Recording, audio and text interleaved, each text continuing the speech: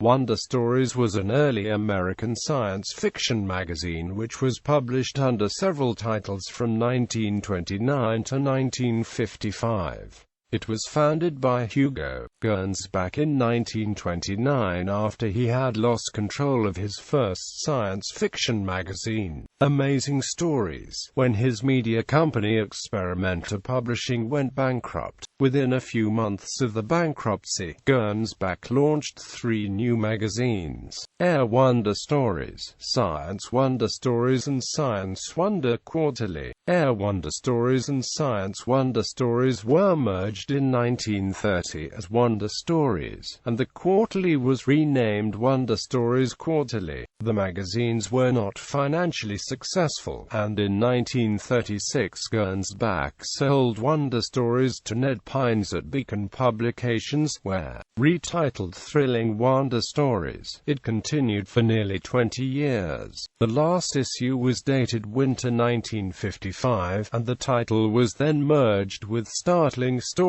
another of Pine's science fiction magazines. Startling itself lasted only to the end of 1955 before finally succumbing to the decline of the pulp magazine industry. The editors under Gernsback's ownership were David Lasser, who worked hard to improve the quality of the fiction, and, from mid-1933, Charles Hornig. Both Lasser and Hornig published some well-received fiction, such as Stanley Weinbaum's A Martian Odyssey, but Hornig's efforts in particular were overshadowed by the success of Astounding Stories, which had become the leading magazine in the new field of science fiction. Under its new title, Thrilling Wonder Stories was initially unable to improve its quality. For a period in the early 1940s it was aimed at younger readers, with a juvenile editorial tone and covers that depicted beautiful women in implausibly revealing spacesuits. Later editors began to improve the fiction, and by the end of the 1940s, in the opinion of science fiction historian Mike Ashley, the magazine briefly rivaled Astounding publication history. By the end of the 19th century, stories centered on scientific inventions and set in the future in the tradition of Jules Verne were appearing regularly in popular fiction magazines. Magazines such as Munsey's Magazine and The Argosy, launched in 1889 and 1896 respectively, carried a few science fiction stories each year. Some upmarket slicks, such as McClure's, which paid well and were aimed at a more literary audience, also carried scientific stories. But by the early years of the 20th century, science fiction was appearing more often in the pulp magazines than in the slicks. The first science fiction magazine, Amazing Stories, was launched in 1926 by Hugo Gernsback at the height of the pulp magazine era. It helped to form science fiction as a separately marketed genre, and by the end of the 1930s a golden age of science fiction had begun, inaugurated by the efforts of John W. Campbell, the editor of Astounding Science Fiction. Wonder Stories was launched in the pulp era not long after Amazing Stories, and lasted through the golden age and well into the 1950s. Gernsback era. Gernsback's new magazine, Amazing Stories, was successful, but Gernsback lost control of the publisher when it went bankrupt in February 1929. By April he had formed a new company, Gernsback Publications Incorporated, and created 2 subsidiaries, Technicraft Publishing Corporation and Stellar Publishing Corporation. Gernsback sent out letters advertising his plans for new magazines. The mailing lists he used almost certainly were compiled from the subscription lists of Amazing Stories. This would have been illegal, as the lists were owned by Irving Trust, the receiver of the bankruptcy. Gernsback denied using the lists under oath, but historians have generally agreed that he must have done so. The letters also asked potential subscribers to decide the name of the new magazine. They voted for Science Wonder Stories, which became the name of one of Gernsback's new magazines. Gernsback's recovery from the bankruptcy judgment was remarkably quick. By early June he had launched 3 new magazines, 2 of which published science fiction. The June 1929 issue of Science Wonder Stories appeared on newsstands on the 5th of May 1929, and was followed on the 5th of June by the July 1929 issue of Air Wonder Stories. Both magazines were monthly, with Gernsback as editor-in-chief and David Lasser as editor. Lasser had no prior editing experience and knew little about science fiction, but his recently acquired degree from MIT convinced Gernsback to hire him.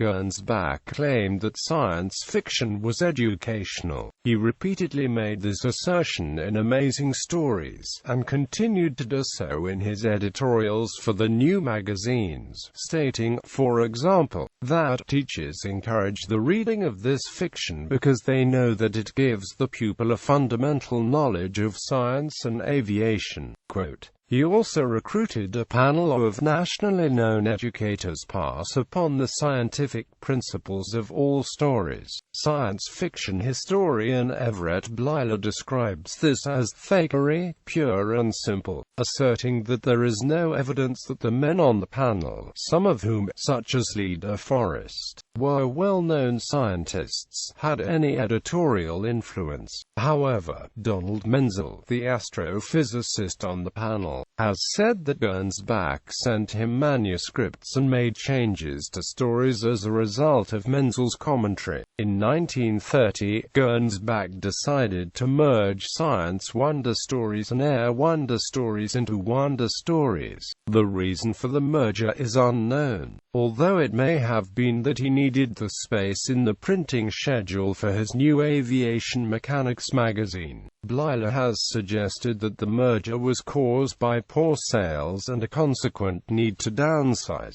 In addition, Air Wonder Stories was probably focused on too specialized a niche to succeed. In an editorial just before Science Wonder Stories changed its name, Gernsback commented that the word science in the title has tended to retard the progress of the magazine, because many people had the impression that it is a sort of scientific periodical rather than a fiction magazine. Ironically, the inclusion of science in the title was the reason that science fiction writer Isaac Asimov began reading the magazine. When he saw the August 1929 issue, he obtained permission to read it from his father on the grounds that it was clearly educational. Concerns about the marketability of titles seem to have surfaced in the last 2 issues of Science Wonder, which had the word science printed in a color that made it difficult to read. On the top of the cover appeared the words mystery, adventure, romance,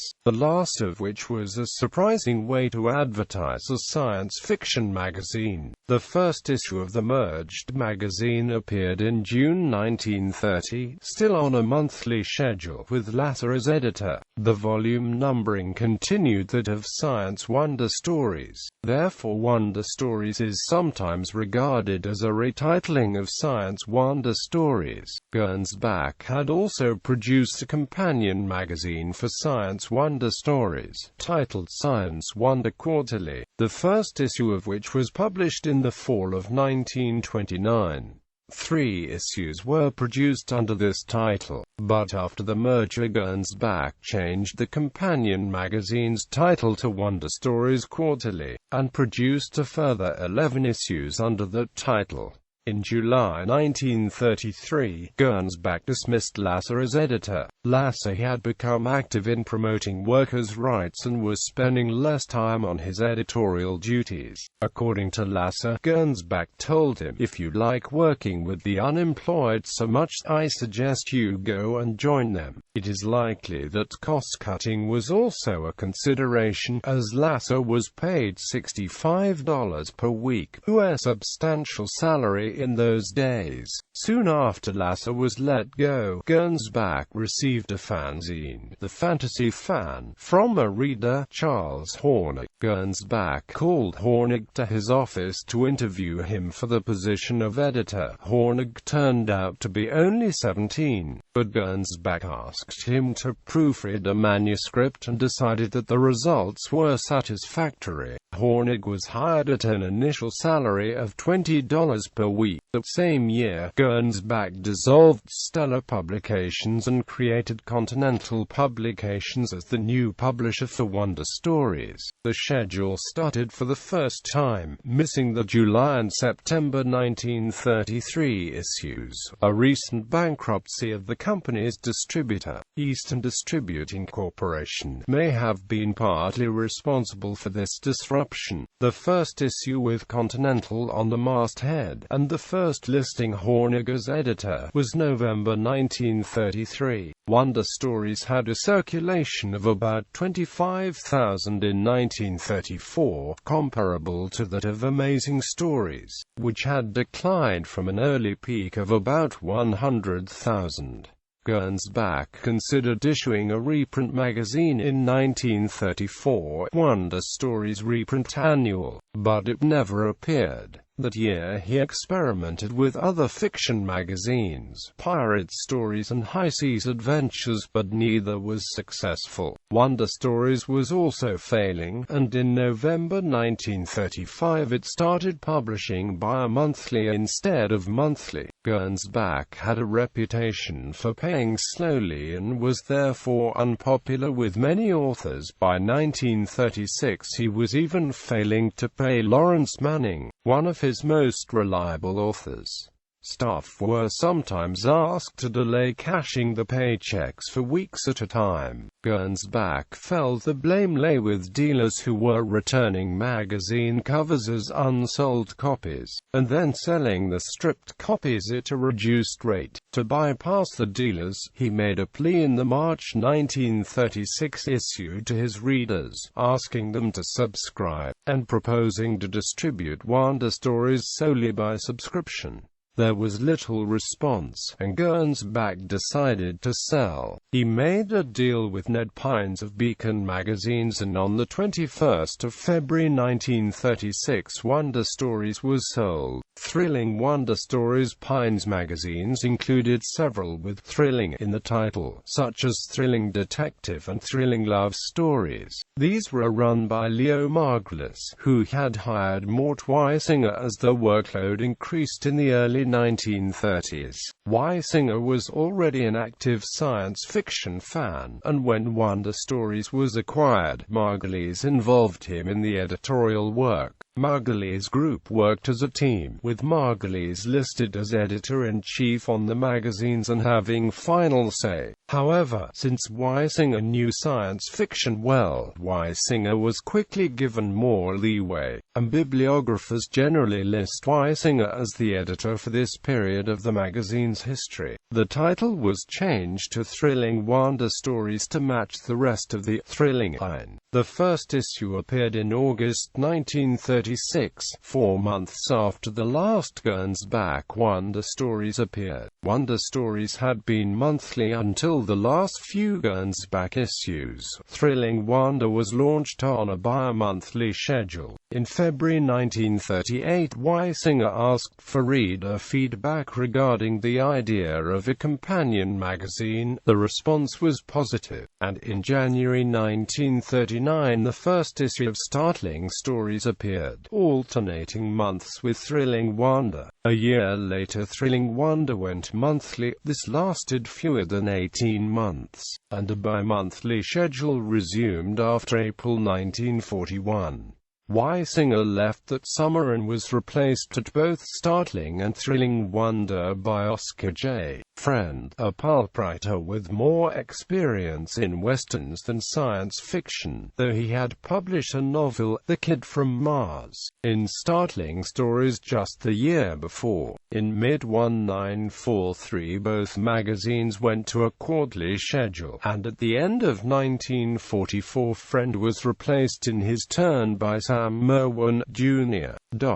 The quarterly schedule lasted until well after World War II ended. Thrilling Wonder returned to a bi-monthly schedule with the December 1946 issue, and again alternated with Startling, which went bi-monthly in January 1947. Merwin left in 1951 in order to become a freelance editor, and was replaced by Samuel Mines, who had worked for Ned Pines since 1942. The Thrilling Wonder Logard, a winged man against the background of a glass mountain, was taken from the Noel Loomis story, The Glass Mountain. By the summer of 1949, Street and Amp Smith, one of the largest pulp publishers, had shut down every one of the pulps. This format was dying out, though it took several more years before the pulps completely disappeared from the newsstands. Both Thrilling Wonder and Startling went quarterly in 1954, and at the end of that year Mines left. The magazines did not survive him for long. Only 2 more issues of Thrilling Wonder appeared, both edited by Alexander Semelman. After the beginning of 1955, Thrilling Wonder was merged with Startling, which itself ceased publication at the end of 1955. After the demise of Thrilling Wonder Stories, the old Wonder Stories title was revived for 2 issues, published in 1957 and 1963. These were both edited by Jim Hendricks, Jr. They were numbered Volume 45, No. 1 and 2, continuing the volume numbering of Thrilling Wonder. Both were selections from past issues of Thrilling Wonder. The second one convinced Ned Pines, the publisher who had bought Wonder Stories from Gernsback in 1936 and who still owned the rights to the stories, to start a reprint magazine called Treasury of Great Science Fiction Stories in 1964. A companion, Treasury of Great Western Stories, was added the next year. In 2007, Winston Engel published a new magazine in book format titled Thrilling Wonder Stories, with a cover date of summer 2007. Engel commented that it was not a pastiche nostalgia exercise as much as modern SF with the entertainment, inspirational value, and excitement of the Golden Age. A second volume appeared in 2009, If, a picture feature. 6 months after the debut of Thrilling Wonder Stories, its June 1937 issue contained a picture feature by Jack Binder entitled It. Binder's earlier training as a fine artist helped him create detailed renderings of spaceships, lost cities, future cities, landscapes, indigenous peoples, and even ancient Atlanteans. If's pen and ink drawings are hand-lettered and rendered in black and white. These 1 to 2 page studies presented readers with possible outcomes to early 20th century scientific quandaries. These included, if another ice age grips the Earth. Binder's first picture feature is tucked in between The Chessboard of Mars by Eander Binder and J. Harvey Haggard's Renegade. The ways of the ether are strange when a spaceman seeks to portray Ice Age offered renderings of glaciated cities, infrared ray guns, and a floating city alongside underground habitations, the safest and most practicable retreat for chilly humans. It ends with the announcement, next issue, if atomic power were harnessed, if the oceans dried, sailing vessels are museum pieces enshrined in huge bubble cases, since the ocean floor is now home to meandering train tracks. All manner of minerals are mined to the benefit of mankind, and the lost city of Atlantis is exposed. All ocean life becomes extinct, and the Earth's climate undergoes dramatic, yet positive, change. If science reached the Earth's core, neutronium allows humans to penetrate to the Earth's core, which is not molten, but a gravity-free haven where vacationers enjoy the thrill of being weightless. is credited with the first use of the phrase zero gravity of science fiction mainstay, where space travel is solved. Starting at the zero gravity of Earth's core, a cumulative acceleration is easily built up in a 4,000-mile tube. The ships reach Earth's surface where gravitation is strongest with an appreciable velocity that makes the takeoff a simple process of continuation. If Earth's axis shifted, an astronomical telescope points towards the night sky, revealing that the planets have aligned and caused the Earth's axis to shift. Tidal waves sweep cities away. North America is now a tropic zone, while Siberia is balmy and Antarctica swarms with immigrants wanting to harvest the now accessible coal and metal. Next issue. If the world were ruled by intelligent robots,